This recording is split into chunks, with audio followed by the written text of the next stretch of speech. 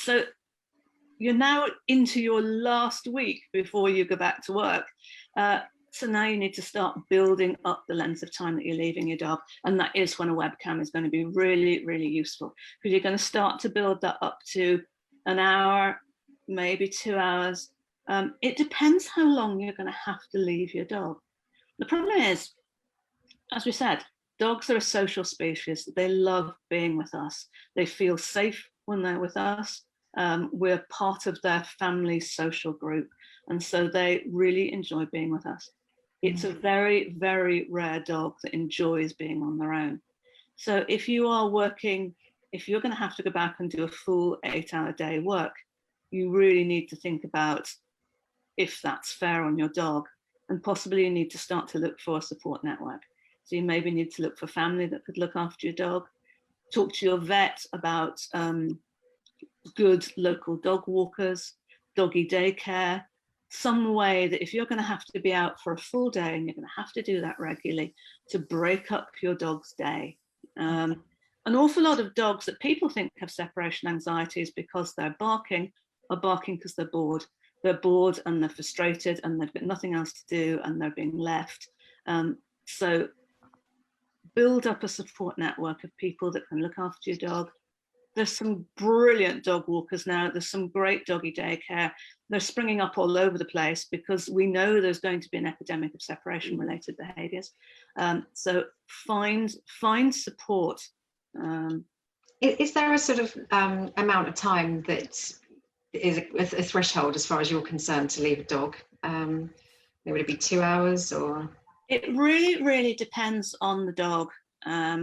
Some breeds are better being left than others. Companion breeds and breeds that are bred to work really closely to us tend to struggle more. Your more aloof breeds, quite a lot of your hounds are really good at being left, but then also conversely, some of them are absolutely dreadful at it. So it depends on your dog. It depends on the situation.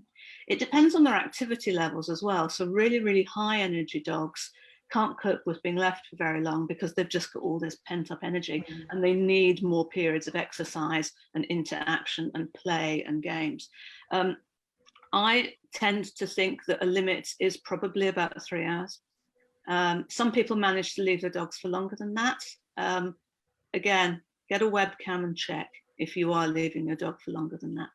Just be really sure that your dog isn't stressed and anxious and worried and you just don't know about it and you just assume they'll be all right. Make sure you know what your dog's doing when you're not there. So yeah, 3 to 4 hours is probably a maximum time. And if you've got a dog that doesn't show particular separation related problems and you're going to be out for 8 hours, then you can get a dog walker to come in after 3 or 4 hours, take them out or play games with them or just do interactions or just break up their day to get away from that boredom. If you have a dog that does struggle, however, then you might not be able to leave them for any time at all. Okay. So then by week 3, you're going to start to be building up the length of time, and you need to do at least 1 or 2 trial runs for the length of time you're going to be out at work. Because again, you need to know that your dog can cope with that. You need to be happy that your dog is just going to, you're going to fed your dog in the morning, you're going to have exercised your dog, and they're just going to be relaxed while you're out. And you need to know that for your dog's welfare. So you need a good week of practicing those.